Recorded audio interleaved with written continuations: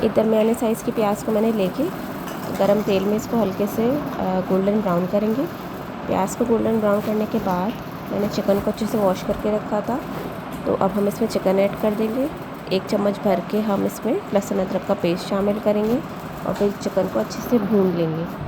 Chicken अच्छे से भूनने के बाद मैंने जो है पैकेट का मसाला यूज़ किया है, आप चाहें तो घर के मसाले भी बना सकते हैं, तो हम वो इसमें ऐड कर देंगे।